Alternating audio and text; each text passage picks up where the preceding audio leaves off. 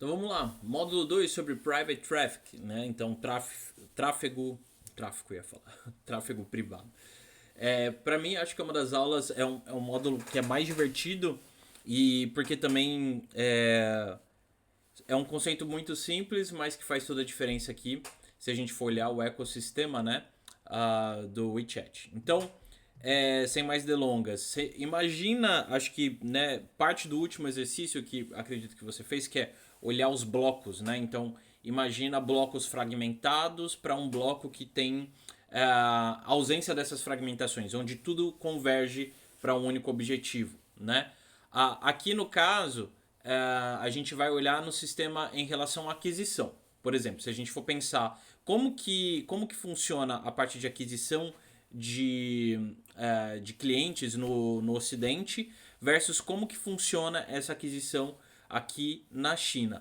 Por que é importante entender isso? Porque a gente começa a conectar aquele looping que a gente viu no módulo 1, né? Então, mais uma vez, Instagram, né? Se a gente como negócio hoje, por exemplo, ou não só negócio, mas eu vou dar um exemplo do próprio China to Watch. Hoje eu tenho que fazer um post aqui, depois faço um post no Instagram, faço um post no LinkedIn, no Instagram e não sei outro lugar para conseguir atrair um público. Se você chegou, né, a turma que chegou até esse curso que a gente está passando aí de mais de centenas de alunos, então assim, a gente acabou de passar, né, os 100 alunos aí, então no momento que eu estou gravando esse vídeo. Então é muito legal porque a gente consegue ter uma noção, né, de que se eu tivesse rodando China to Watch, né, e falasse mandarim fluente, por exemplo, ou rodar o Brazilian to Watch, ou Pashida, né, que é a maneira que a gente fala que a gente é brasileiro ou é do Brasil. Dentro do ecossistema do WeChat, o custo que eu ia ter de tempo para aquisição ia ser muito menor. E ia ter um LTV muito maior, né? No caso, assim, um lifetime value, um ciclo de vida dos meus clientes, dos usuários que consomem os meus produtos muito maior, tá? Então hoje no Instagram eu tenho que fazer uma ação para conseguir alcançar um público, seja pagando, ou seja via orgânico. Se eu for fazer um Google Ads hoje para trazer alguém para o China to Watch, eu vou ter que gastar uma grana em anúncio para trazer uma parcela. No TikTok eu tenho que fazer algum Reels que vai viralizar. Ah, dentro do blog, dentro da newsletter e tal, eu tenho que fazer coisas que vão manter as pessoas engajadas, né? E aí o que acontece? Eu dependendo do LinkedIn e do Instagram, eu dependo de vários fragmentos que tem várias estruturas algorítmicas que eu preciso trabalhar com essa estrutura algorítmica de maneiras diferentes. Então a estrutura algorítmica do LinkedIn funciona de uma forma, a estrutura algorítmica do Instagram funciona de outra, né? Então assim, cada plataforma, cada canal me exige uma estratégia diferente, né? Então,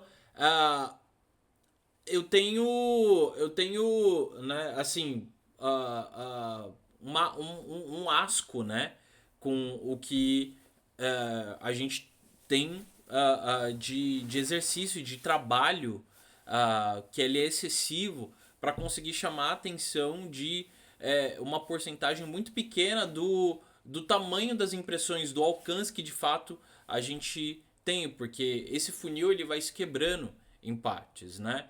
Então, se a gente for olhar para um negócio hoje, a gente fica tentando entender de onde a gente vai puxar cada cliente, né? Então, isso faz uma diferença absurda no tempo que a gente desenvolve. Então, aqui na China, o conceito ele é outro, né? Porque como tá tudo dentro de um ecossistema fechado e que ele se e que ele se retroalimenta a partir das suas features, como channels, mini program e etc. O cliente ele nunca sai dali, então ele é adquirido uma vez só, né? Então ele fica ali o tempo inteiro dentro do WeChat e você tem vários canais ali dentro que você consegue trabalhar dentro de uma única plataforma, né?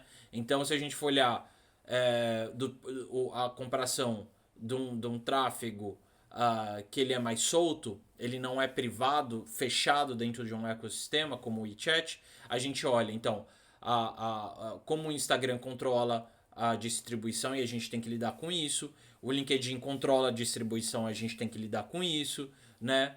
O TikTok ocidental controla a distribuição e a gente tem que lidar com isso.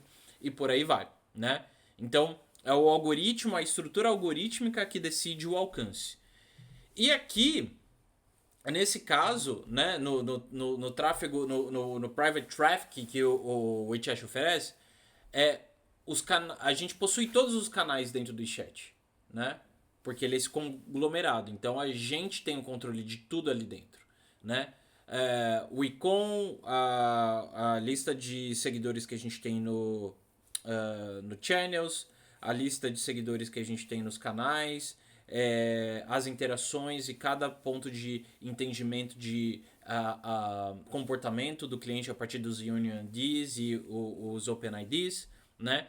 E então a gente não precisa ficar. O chinês aqui, né? Um negócio aqui na China não precisa ficar imprimindo anúncio desesperado o tempo inteiro para trazer alguém para dentro do negócio dele, né? A partir do momento que ele faz um investimento de comunicação, né?